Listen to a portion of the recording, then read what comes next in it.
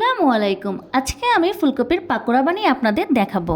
এর জন্য একটা ছোট সাইজের ফুলকপি আমি নিয়ে নিয়েছি।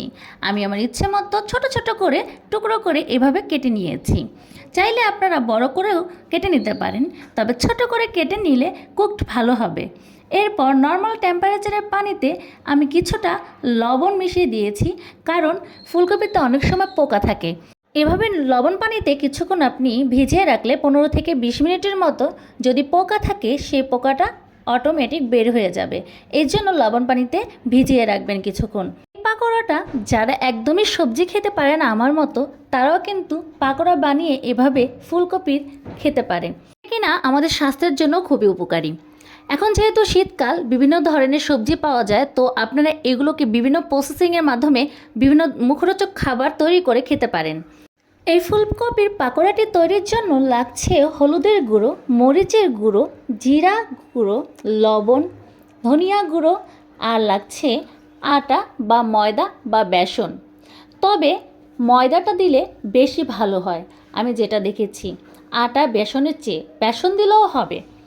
ঘরে যদি আপনার ময়দা না থাকে, বেসন না থাকে, তাহলে আপনি আটা দিয়েও এটার কাজ করে নিতে পারবেন।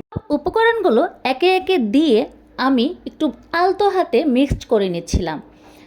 ফুলকপিগুলো যেহেতু একটু নরম থাকে, তো এগুলো একটু আলতো হাতে মিক্সড করে নিতে হবে। একটু একটু করে পানি দিয়ে মিক্সড করে নিতে হবে, কারণ একসাথে পানি দিতে গেলে আপনি বুঝতে পারবেন না যে এটা ব্যাটারটা কেমন হবে। একটু ঘন টাইপের হবে, নয়তো এটা ভাজা যাবে না ঠিক মতো। আটা বা ময়দার পরিমাণটা নির্ভর করবে আপনি ব্যাটারটা কেমন রাখতে চাচ্ছেন। এবং ময়দা দেওয়ার পর যদি মনে হয় যে আপনার আরেকটু দেওয়া প্রয়োজন, তো আরেকটু দিয়ে নেবেন। আর সাথে আমি কিন্তু একটু কর্নফ্লাওয়ার দিয়ে নিয়েছিলাম। আর একটু টক মিষ্টি ভাব আনার জন্য পাকোড়াতে টমেটো সসটা একদম মাস্ট বি আপনি ইউজ করবেন, কারণ এটা দিলে মানে একটা যে খেতে একটা স্বাদ হয় অন্য রকম। এখন দুইটা টিপস দিব আপনাদের, যে টিপস দুটা ফলো করলে আপনাদের এই পাকোড়াটা আরও বেশি মুখরোচক হবে, আর খেতে একদমই গন্ধ আসবে না। একটা যে স্মেল আসে না ফুলকপির, এটাও আসবে না। ফুলকপিটাকে কেটে ধুয়ে দেন আপনি একেবারে এটাকে একটু হালকা বয়েল করে নেবেন লবণ পানিতে। এটার উপর ফুটন্ত গরম পানি আপনি ঢেলে দিলেও হবে, তবে এটাকে ফুটিয়ে নিলে একটা যে গন্ধ আসে সেই গন্ধটা আর আসবে না।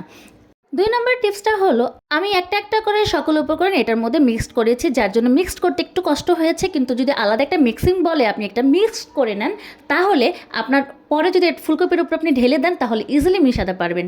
হালকা আছে একটু সুন্দর করে একটা ব্রাউন কালার যখন আসবে, তখনই এটাকে নামিয়ে নেবেন মচমচে করে ভেজে। তারপর গরম গরম এই যে টমেটো সসের সাথে পরিবেশন করে নিন, সেই মজা, সেই মজার ফুলকপি।